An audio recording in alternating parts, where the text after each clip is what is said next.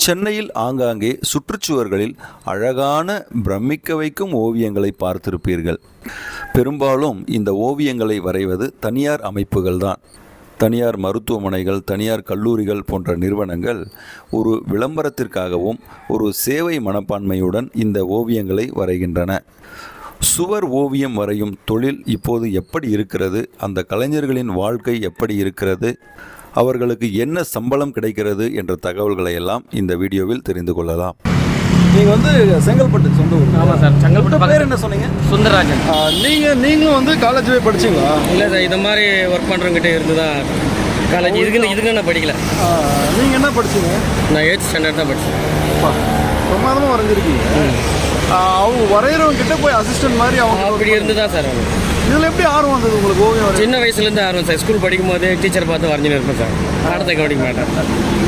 பாடம்லாம் average இதுதான், batter mark தான். இதில் தான் எனக்கு இன்ட்ரெஸ்ட்டு. வேறு தொழிலுக்கே நான் போன இது தான் சார். நல்ல போதுமான வருமானம் கிடைக்குதாண்ணா?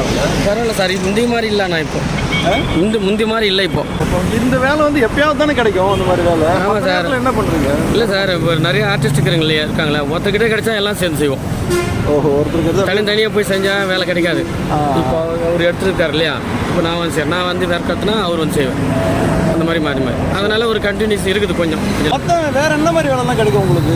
வேறு என்ன மாதிரி வேலை கிடைக்கும்? ஒரு கேலரியில் போர்ட்ரேட் பண்ணிக்கிறேன். இந்த வேலையெல்லாம் அதில் போய் செய்வேன். அவங்க எடுத்து கொடுப்பாங்க. இந்த படம் வரையணும், இயற்கை காட்சி வரையணும். இந்த ஹோட்டலில் புது ஹோட்டலில் வைப்பாங்க. வீட்டுங்களில் நேச்சரில் வரைவாங்க. அந்த மாதிரி. ஆமாம் சார். அங்கே கண்டினியூ ஒர்க் இருக்குது? இருக்குது.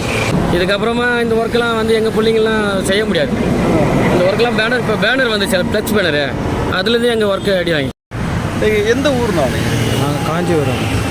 நீங்கள் ஓவியம் படிச்சுட்டு வந்தீங்களா? ஆமாம். எத்தனை வருஷம் படிப்பது? 5 வருஷம். ஆனால் இப்போது உங்களை மாதிரியான ஓவியர்கள் ஒரு நாளைக்கோ ஒரு மாதத்துக்கோ தோராயமாக எவ்வளோ சம்பாதிக்க முடியுதுண்ணா? ஒரு மாதத்தில் எப்படி பார்த்தாலும் 15 நாள் தான் வேலை செய்ய முடியும்.